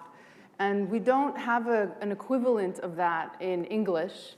It would be the difference, as far as the tone is concerned, almost as extreme as Elizabethan English and modern American English. But Fusha is a modern Arabic language, so we didn't want to make it sound archaic in English. So we did try to make the poetic or the internal voice, which was written in Fusha, sound more formal. But most of the burden falls on the performers and our amazing musicians to bring out, thank you again, to bring out the moments of the internal voice. So, besides really trying to slightly raise the level of formality or to make the internal voice more poetic, we rested on the performers. Well, we're going to hear more and have more chance to ask you questions, but first, Ambassador, your unique view of this, diplomacy and art. I mean, we know the role of art in diplomacy and in revolution, but what were you seeing on the stage that struck you as being, both? Well, first, I'm not sure we really do know the role of art in diplomacy, but I'll come back to that in a minute. The most eloquent statement I've ever heard on this subject came from the Nigerian novelist Wole Soyinka, who said, actually at a White House conference on cultural diplomacy in 2000, he said that culture humanizes what politics demonizes. And I think we saw that in so many instances tonight. If you look at the coverage of Egypt today, particularly Egypt, in the US press, at least in my opinion, the voice of the revolution has all but disappeared. You remember all of the talk of the magnificent youth who, and you bring up this so many times so eloquently in the play, who woke the sleeping, who brought them back to life, who gave life to the dead, who gave life to the murdered. These are words that you heard Egyptians saying then, and you still hear Egyptians saying today. And I have many personal examples of people who literally their lives turned around from that extraordinary experience, which in that one passionate monologue you bring out that incredible experience of those 18 days. So I think for people who weren't there, you can only just imagine it, but you can't really sense what it was like, that feeling of coming together across the lines of class that are so rigid in Egypt, coming across those lines so that everyone really was the same and people rediscovered what it meant to be Egyptian. And what you communicate, I think, so eloquently is there was that incredibly magic moment. There was that sense of, oh my God, we did it, we did it. We brought down the regime. But then just as the voices of your actors fade, the sense that that was a real victory has also faded in Egypt. And the sneaking fear that it was more a military coup than a successful revolution is beginning to seep in. And yet, and you got this too, because it is an incredibly complex, textured situation, and yet there is still, and what's so astonishing is that what came across so beautifully in your play aligns very directly with the scientific data that Dalia Mogahed gave us last night at the Kennedy School of Gallup's latest poll of what Egyptians are thinking today. And that is that, just one example, even as life gets more difficult, even as the economic and political circumstances, remember, more than 12,000 political prisoners have been taken since the revolution, more than 12,000 since the revolution. That's more than in Mubarak's time. So even as the economic and political circumstances get worse, the hope of Egyptians is going up, is increasing. And I think that is the legacy of that extraordinary experience. And that is what continues, in my experience in going there, that is what continues to fuel the youth and others to continue the very much unfinished revolution. But I think, sadly, in the preoccupation with politics in America, where it's all about the kind of regional security and is the Muslim Brotherhood ahead and which leader's ahead and who's going to win the election, we have kind of lost that voice of the revolution. But it's still alive in Egypt. And things like your extraordinary play show us in so many ways the kind of impact that experience had on people, whether it's that extraordinary example of humanization when the soldier father meets his son in the torture room, or whether it's the person who's been so degraded in his life that he can't even stand up. And that may look really extreme to us. It's not. That is not extreme, that example of the person as the dog. So the person who's been so degraded in his life that he's had no chance, standing up, those are monumental occurrences, and their legacy is still alive in Egypt, and you help us to see that. Thank you. Ibrahim, I'm not even going to ask you a direct question at first. Just ask you, what is it that you wanted to say in your work? In beginning, I will speak Arabic because my English is limited. Apologize me. عندما قمنا بالثورة في مصر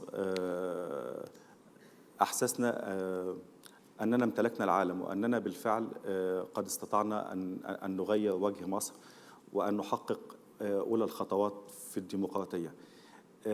لكن بعد استلام الجيش المجلس الأعلى للقوات المسلحة حكم البلاد اكتشف الثوار واكتشف الناس أن المجلس كان يريد إسقاط لا يريد إسقاط النظام بالكامل، وإنما يريد قد يكون يسامح في أن يسقط حسني مبارك. When the revolution took place in Egypt, we felt like the whole world was ours. And we did actually take important steps on the road to democracy. But after the Supreme Military Council took power, people discovered that the military council was not really seeking to overthrow the regime, but simply to replace Hosni Mubarak. النقطة التي أريد أن أقولها من هذا النص أن الثورة المصرية لم تكتمل حتى الآن. هذا النص كتب منذ عام كامل، لكن ما زالت أحداثه تقول وما زال ذلك متحققا في الواقع أن الثورة المصرية لم تكتمل، أمامها شوط طويل لكي تكتمل. So the point here is that the revolution is still incomplete. I wrote this play about a year ago, but the revolution even now is still incomplete, and we still have a long ways to go. شكل التفكير الذي كان يحكم شكل النظام والتفكير الذي كان يحكم مصر قبل الثورة ما زال المجلس الأعلى للقوات المسلحة يسيده ويؤكد عليه، وكأن شيئا لم يحدث، وكأن لم تكن هناك ثورة ولم يكن هناك أكثر من 1000 شهيد. بعد 5 ساعات من الآن ستحدث مليونية في مصر يعترضون فيها على 100 الذين تم أو نسبة كبيرة من 100 الذين تم اختيارهم للدستور، والذين ينتمون في الأساس إلى جماعة الإخوان المسلمين والجماعة السلفية. أنا شخصيا لست ضد الأديان بصفة عامة، لكنني ضد استخدام الدين بهذا الشكل في السياسة.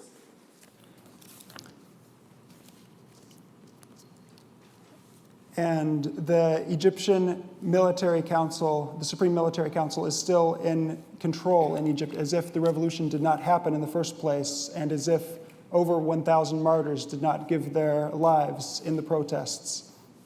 As we're speaking now, in a few hours in Egypt, a massive demonstration is going to take place against the Constitutional Council, the council which is charged with writing a new constitution for Egypt, which has 100 members, but is completely dominated by the Muslim Brotherhood and the Salafists. And I want to be clear, I'm not against religion, but I'm against the politicization of religion. عايز أقول إن إحنا لسه ما زلنا زي ما نهاية المسرحية بتقول في انتظار الفجر.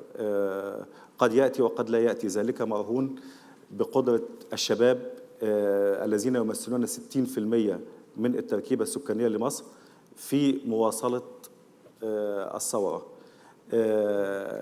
ما حدث جعلنا نكسر حاجز الخوف. من الممكن أن نقول لا لأي شخص أو لأي مسؤول في مصر.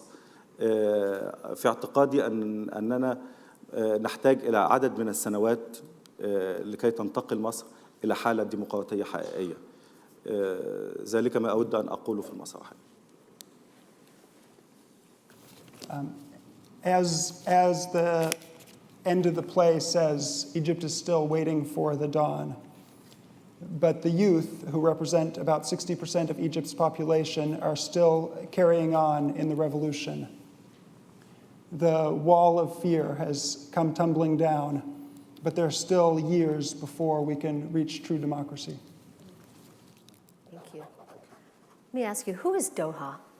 Rebecca has explained to me that we've mentioned the class divides, that she's a young bourgeois woman who is awakening to the fact that she was living in the fake spring, but that she's also a symbol of Egypt, and that this is highly unusual to have someone like her be the symbol. It's been traditionally a peasant woman, a strong peasant woman. Who is Doha? لقد ظلت صورة مصر لمدة طويلة جدا يتم تصويرها في الفنون على أنها تلك الفلاحة التي تحمل زلعة فخارية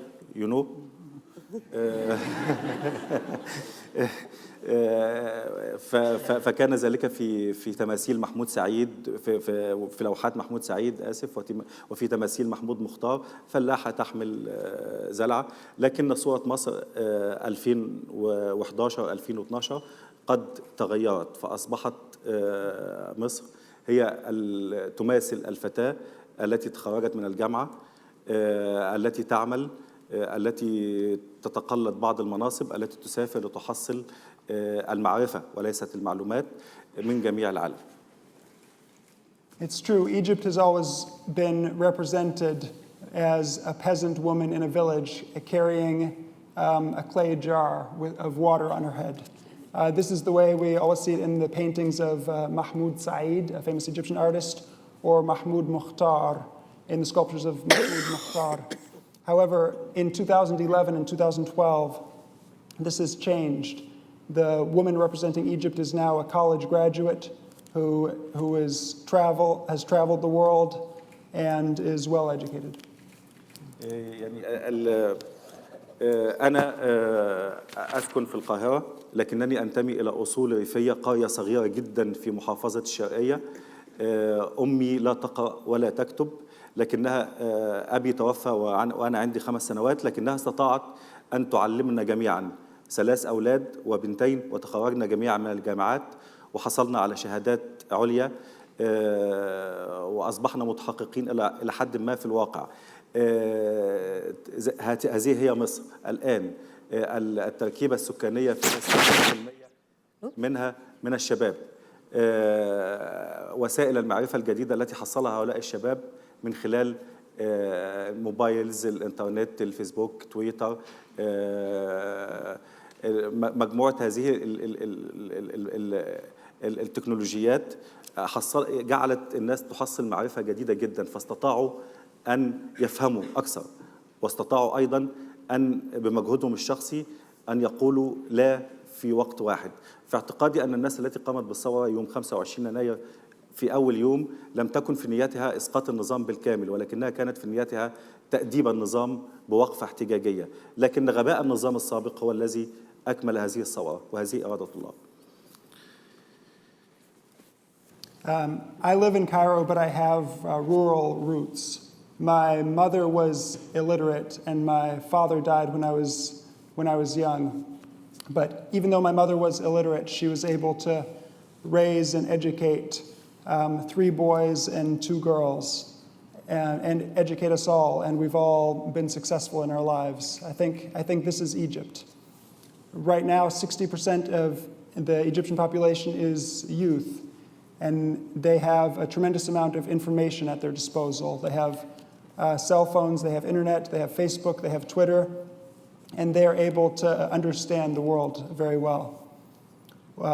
It was through their effort that they were all able to say no in a single voice. Although I do think that January 25th at first was not planned as a revolution. It was simply to be a protest, but it was the regime's repressal of the protests that led to it falling. I think what I heard was that you were making sure that you did not diss your mother and the women that were still perhaps in the rural areas, but acknowledging that the larger population now is the younger woman. And by the way, do you feel free to speak as we welcome our listeners in Cairo? Listening online, live streaming, do you feel free to speak? أستطيع أن أتكلم بحرية ولذا أنا قلت أن المجلس العسكري أو يقود البلاد بنفس منطق النظام السابق لأنه يرى حالة الأمان في إعادة إنتاج نفس النظام السابق وأنه بالفعل لا يريد إسقاط النظام بالكامل كما يريد الشعب. أنا أستطيع أن أقول أي شيء هنا أو في مصر الآن. Arab speakers in the audience. Yes, I'm free to speak, and for that reason I was able to say that the military council the Supreme Council is still governing Egypt with this same regime, that the regime did not fall, the same regime is still in place. But I'm able to say this with complete freedom, whether here or in Egypt. حاجة تانية أضيف كمان إن يعني أن الفئة الوحيدة التي كسبت من الثورة هي فئة الإخوان المسلمين وفئة السلفيين. أنا لي أصدقاء من الجانبين. السلفيين كانوا يقولون في البداية أن الاحتجاج على الحاكم حرام. ومع ذلك اكتسبوا مكاسب الثورة. الإخوان المسلمين أي شفتهم بعيني في الميدان وهم بيحاولوا يدافعوا عن الميدان، عن هذا الفضاء الذي كان يحكم مصر في خلال 18 يوم، الميدان التحرير. لكن لقد قام الثوار بالثورة وحقق المكاسب الإخوان المسلمين والسلفيين في مصر الآن. وأعتقد أن الثورة ستكشف الجميع في الأيام القادمة، وأن الشباب لن يفوتوا أي فرصة في محاولة إثبات الذات وفي المحاولات المستميتة للوصول إلى حالة ديمقراطية حقيقية في البلاد. I'm sorry. And also I wanted to add that the only benefactor currently has been the Muslim Brotherhood and the Salafists. The Salafists at first refused to even join the protests. They said that it was not acceptable to protest against the government. وبالنسبة للإخوان حضرتك قلت على السلفيين والإخوان كانوا بيقولوا إيه في بعد الأمر. مشاركين في الثورة بالفعل، ولكنهم استفادوا من هذه المشاركة جدا بينما لم يستفيد الثوار يعني. Whereas the Muslim Brotherhood did take part in the revolution, but they still have been the major benefactors from the revolution. But in the end, the revolutionaries were able to succeed in the revolution, and it'll still be a matter of time before we see what the final result is. But I think that the youth, the revolutionary youth, are not going to miss the chance to push Egypt towards a true democracy. Thank you. Cynthia. I just wanted to say that I don't think you're giving yourself or many of your colleagues enough credit. That yes, you are speaking freely, but we should all understand that just as was true under Mubarak, if not more, anyone who speaks out critically against the regime, against the SCAF, is taking a big risk and showing an incredible amount of courage. People are imprisoned, people are tortured, people are even killed. We have here at the conference the journalist who broke the story about the virginity tests on CNN. She receives threats, death threats. The head of Freedom House receives death threats. So people are doing this, but they are doing this in an extremely dangerous environment that really hasn't changed very much at all. And, I'm sorry to say that our government just wrote a blank check of $1.3 billion to this same military government that is perpetrating these things. And I just wanted to add, you said we all know the role of art and diplomacy. Oh, sure. I mean, perhaps just speaking broadly, that we know that art has a role, but I don't know what it is. I actually would disagree in that I think we give it the role generally that Dean Cohen referred to or in her introduction as a kind of extra thing. We will send some musicians here, we'll send some artists there, whereas instead it is in the place that you have given it in this conference at Radcliffe, that is, it is right at the heart of politics and society. The American policy community was taken by surprise by the Egyptian revolution. That is because they tend to operate in a government-to-government, policy expert-to-policy expert world. If instead they had read, for example, the most famous Egyptian novel written in the last 10 years, The Yaqubian Building, written by Ala al-Aswani, who, like Naguib Mahfouz, has a day job. He's a dentist. When I met with him, I actually went to his dental office, sat in a dental chair at 10 o'clock at night. He was still working as a dentist.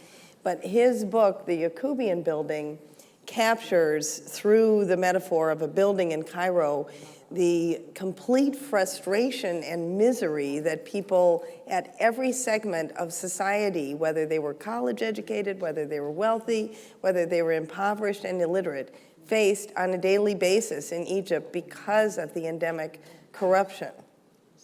If you had read that book or seen the movie made after it, which was the most famous movie in Egypt in the last 10 years, it's translated into a gazillion languages, I don't speak Arabic, then you would know at least that that country was a pressure cooker. I mean, you wouldn't predict that it would start on January 25th, but you would know that the conditions for a revolution were there, and you would in fact wonder, why didn't it happen sooner? So I think it's more integral to diplomacy than we make it, that it's not on the side, it's right at the center, and it is the cultural voices that really tell us what's going on in society, particularly in countries such as Egypt was and arguably still is, where the quote-unquote elected officials don't actually represent the will of the people. That's what I was saying. I mean, as we learned in some of the segments we did, it's not even as if it's veiled. It's not even as if the authors feel that they have to sort of hide things in metaphor and everything, because everything is just, people know the corruption and the government doesn't even bother to hide it. And Rebecca, did you want to jump in? Yes, I'm thrilled by this intense conversation that's starting the conference about the situation in Egypt, about the last year with the revolution. But I also wanted to talk a little bit about what this play has meant in addition to exposing our audience and our amazing actors that were in this reading to this text. And what was interesting for me in the experience, both of translating it and directing it, and I actually would just like to acknowledge my actors and my musicians one more time, because they really,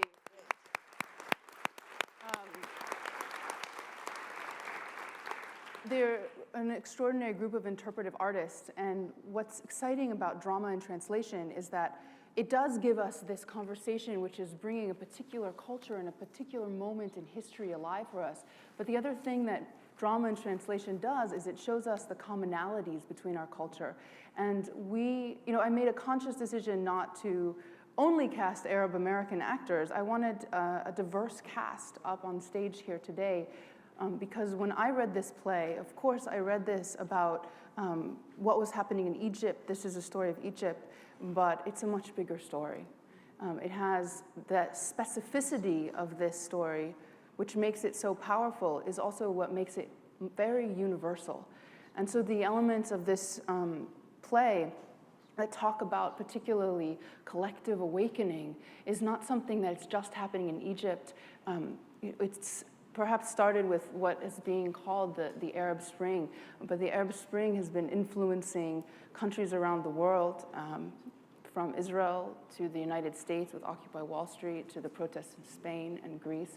And so we see both certain similarities, and we also see direct communication between the youth in these countries who are using similar kinds of methods to band together and to protest. You know, you are Israeli American, if I got that right.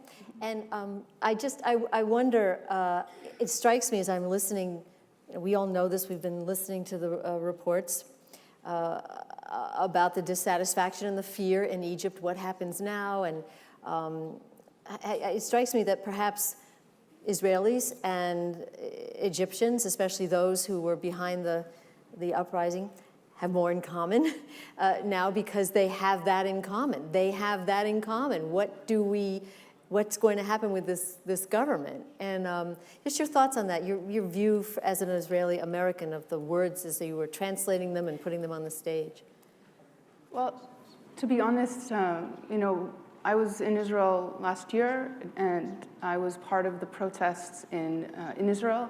I know that it wasn't reported on broadly within the American media, but there were growing protests which culminated last summer in a protest of 500,000 people in Tel Aviv. There were protests all throughout the country. There were tent cities throughout the country. The Arab Israeli population was a very active part of those protests. And I was at the tent city every day for weeks, and I read this play, and I said, oh, I recognize this egalitarian democratic site. I witnessed a very similar experience in Israel. And in fact, one of the most moving moments was during one of the huge protests. There was this giant sign in Arabic, and it said, "This is the next Tahrir Square." And for me, you know, as an Israeli, this play was also very personal. So I'm very honored to have been able to be a part of this project and to be a part of the translation of this work into English, to a language where I hope that it is more accessible. Ibrahim, I want to ask you more about what we heard up here. I remember, I'm trying to remember the exact quote, again from Wael Ghanem. We reached him the moment that we heard Mubarak had stepped down. It was about 12:05. On our program, you know, right in the first few minutes. It had just happened, and it just came across, and we were communicating with people in Tahrir Square through Twitter. That's how we found everybody, and we were getting these tweets, you know, about Mubarak, and then sure enough, he stepped down, and we tweeted a while, and he got right on his cell phone, and he called us, and he said one thing before he was cut off. He was in Tahrir Square. They had just heard that Mubarak was leaving, and he gave us the most eloquent statement, and did I bring it? No. But it was something like, where were you, Egypt? We came, we looked for you. We were 20,000. I get goosebumps now because I'm on the other end of the phone hearing this. It was quite something. We came looking for you. We were 20,000, and then we were 200,000, and they said we'd never find you. We came looking for you, and then we found you. And I heard the words of the character on All Fours saying, I was looking for you, I was looking for you. And I was just wondering, were some of the words from that moment, or from Tahrir Square, were some of your words from there?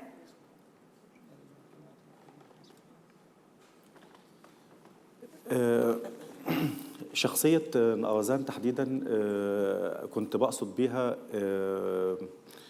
تهميش النظام السابق لآدمية الإنسان، فبيحوله إلى شيء وليس إلى إنسان، مسلوب حقوق كثيرة جدا من حقوقه يعني. فبالتالي أنا لما كتبت لم أكتب نصا مباشرا عن الثورة، لم أستخدم فيديوهات كمعظم النصوص التي تم تنفيذها في مصر بعد 25 يناير. حاولت أني أشوف انعكاس الثورة على الناس ما قبل وما بعد، وأحصيت مجموعة الأسباب التي أدت إلى قيام الثورة. كل شخص داخل النص بيمثل شريحة معينة. نقرزان بيمثل مجموعة المهمشين جدا، يوسف بيمثل مجموعة المنسحبين من الساحة،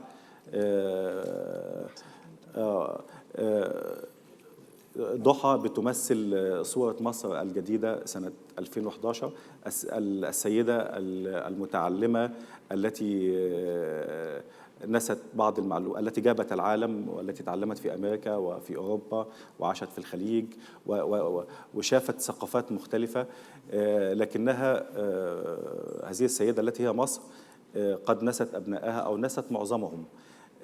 حافظ وحافظ كلمة في اللغة العربية تعني الشخص الذي يحفظ شيئا، يحفظ ولا يفهمه. فحافظ هو التاريخ الذي يتم تدوينه دون أن نفكر فيه ودون أن نعيه بالكامل، التاريخ الذي كان يكتبه النظام السابق وليس الذي كان يحدث في الواقع بالفعل.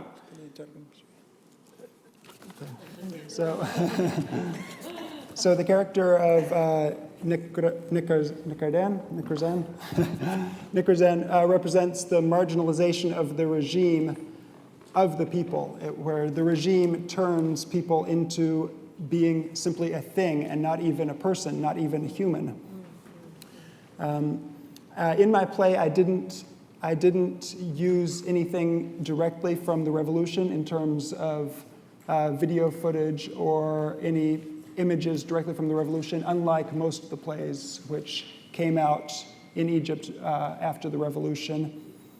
But what I was trying to show instead was the impact, how the revolution reflected on people in their daily lives.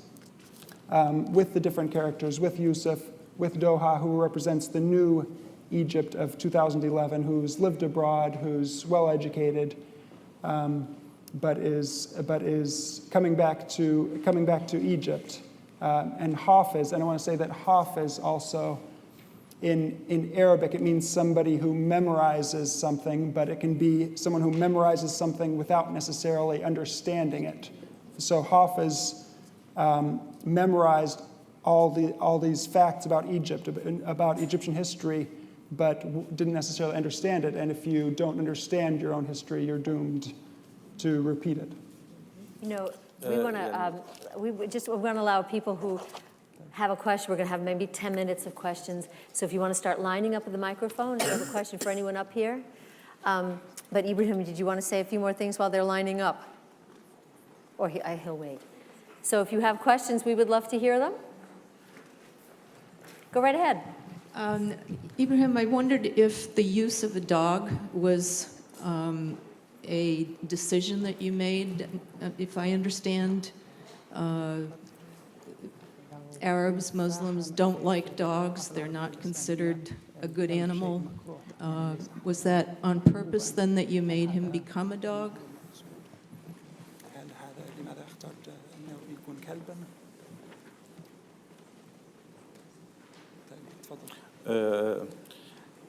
أنا أتعامل مع واقع فني وليس واقع حقيقي. أنا مصري مسلم لكنني في النهاية فنان. لي قناعاتي الخاصة وميولي السياسية الليبرالية.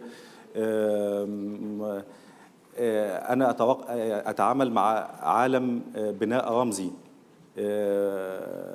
فبالتالي من الممكن أن تكون لي صدامات مع السلفيين مثلا في مصر، لكن في النهاية خالص الإنسان هو إنسان والكلب هو الكلب. لكن من الممكن في ظل الأنظمة الديكتاتورية بتمحى آدمية الإنسان ويتم مسخه إلى ما يشبه الحيوان. ذلك ما أردت قوله. I was trying to deal with this on the artistic level, actually. I mean, I'm an Egyptian and I'm a Muslim, but in the end, I consider myself an artist. And so I work on what I would consider the symbolic level. And in this regard, I mean, I often have clashes with the Salafists about my work. So in the end, a human being is a human being, and a dog is a dog. قلت إيه في من زمان. أيوه بعد كان في حاجة بعد كده. لكني بتعامل مع واقع رمزي. ونظام بيسلب الإنسان آدميته. But the regime, in the end, it is what is robbing people of their humanity, of their very humanity, and turning them into what we could consider to be similar to animals. Okay, so is this on? So there wasn't any specific artistic device in choosing a dog as opposed to any other four-legged animal?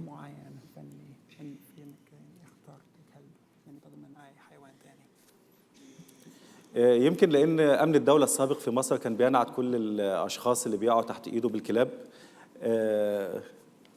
You can translate? Perhaps because state security in Egypt under Mubarak would treat all people that were in their prisons as if they were dogs. So this is it's symbolic. Thank you very much for a very powerful play. I was very choked up at the end. Thank you. Thank you. Hi, my name is Barbara Krimgold, and I'm also very glad to be here from Washington, D.C. this evening. I went to Radcliffe and to Harvard Graduate Center for Middle Eastern Studies and lived in Egypt in 64, 5, and 6. So I'm very pleased to see this, and it sort of resonates, as did the independence movement, very deeply with me. I was pleased to see the role of women in the independence movement, and devastated to see some of the violence against women in the aftermath. So my question from the panel is, as you sort of envision the future and what your hopes might be, where we're now dealing military to military, for a more progressive role for women, or how the future might develop so that women again might have a strong role as they did in the 60s when I saw them, and as they did during the movement. You want to take that? في اعتقادي أنه إذا حكم الإخوان المسلمين مصر فسيتضاءل دور المرأة إلى حد ما. لكن في خلال ال 18 يوم لي العديد من الصديقات والأصدقاء مسلمين ومسيحيين، كنا موجودين مع بعض في الميدان. البنات كانوا في نفس حماسة الشباب، كان ليهم هدفات، كانوا ليهم وجود وقوي جدا، كانوا بيقفوا على مداخل الميدان في محاولة تأمينية لتفتيش البنات الداخلات إلى الميدان. في اعتقادي أن المرأة كان لها دورا قويا جدا في الثورة المصرية، وأيضا في صناعة مستقبل جديد لمصر له أسس ديمقراطية حقيقية. I think that if Salafists do rule Egypt, women are going to lose out greatly. In the 18 days of protests in Tahrir, I knew a lot of women protesting in Tahrir, Christians and Muslims alike, and female protesters were there with the same enthusiasm as male protesters. They were providing security at the entrance to Tahrir Square, for instance, frisking women who were going into Tahrir Square. Women had a very strong role in the revolution, and I hope that they can play this role in establishing democracy to a greater extent. You know, there's just a couple of things on that. Women's empowerment in Egypt, unfortunately, of late, is associated with Suzanne Mubarak. She did promote quite a number of measures for that, and so the military government and the conservative Salafis use that against women's rights now, just trying to associate them as something that has to do with Suzanne Mubarak. A contrast that can be drawn of American influence, intervention, or lack thereof. In Afghanistan, there are 67 women in the parliament. There is a quota of women in the parliament, which was imposed by the Americans. And you know, you can say what you like about American intervention. With those 67 seats, I've had the privilege of meeting quite a number of those women. They're the most extraordinarily competent members of parliament who advocate in a very powerful and effective way for their constituents. They would never be there without those spaces being allotted for them. They're more, a higher proportion than we have in the U.S. Congress. In Egypt, we have not made any such conditions. As I said, we just wrote a blank check. And you can argue whether or not that's a good thing, but without a quota for women in parliament, I think it's going to be very hard for women to regain their place. To give some credit to, I think, a very positive intervention from the U.S. government, and this may seem like a small thing, but I think you start with the youth and you never know where you'll go. The American Embassy in Cairo is co-sponsoring with a private company called Share the Mic an American Idol-style singing contest for women in Egypt. We are entering our final stage next week when the public will choose the winner. It was called Sing Egyptian Women, Let the World Hear You. You can find it on the U.S. Embassy Cairo webpage. It's all online. People vote online. It's choosing by the public. The idea behind this is to find a way, a kind of public way and an enjoyable way to empower women and to get women's voices out there. So these young women not only sing, but they also talk about their vision for the future of Egypt. And they learn, I've worked on some of the leadership skills, they learn communication, leadership skills, so that hopefully they'll feel confident to go out in their communities and play an important role. And they are very active. They may not be in the parliament, but they are very active, and they have a long view of the future. A friend of mine who's a 21-year-old artist said to me, I am out there protesting, I am doing this for the sake of my grandchildren. And by the way, I need to find out more about that so I can report on the winner of that contest. One last thought, please. المليونية التي ستقام غدا الجمعة في مصر أي بعد 5 ساعات تقام بعدة أسباب أساسية، منها عدم وجود تمثيل كافي للمرأة داخل المئة الذين سيضعون دستور مصر، وعدم وجود المسيحيين بنسبة كافية، وعدم وجود الشباب بنسبة كافية. هذه الأسباب الثلاثة هي التي قام العديد من أعضاء المئة بالانسحاب، وسيتم تكوين مليونية غدا في الميدان احتجاجا على عدم التمثيل الكافي للمرأة والشباب والمسيحيين في مصر. I just want to say quickly that the demonstration, which is going to take place in Egypt tomorrow, among the reasons for the demonstration, one of the main reasons is that, firstly, is that there's not enough female representation in the 100-member council forming the Constitution. Likewise, there is not enough Christian representation or enough youth representation. So these are some of the main reasons behind the demonstration in Tahrir tomorrow. And some of the 100 members in the Constitutional Council have withdrawn from the council to protest the unfair representation. We will keep an eye on that. Ibrahim El Husseini. Ibrahim, thank you so much. Rebecca Magor, Ambassador Cynthia Schneider, thank you all so much. Thank you all for coming.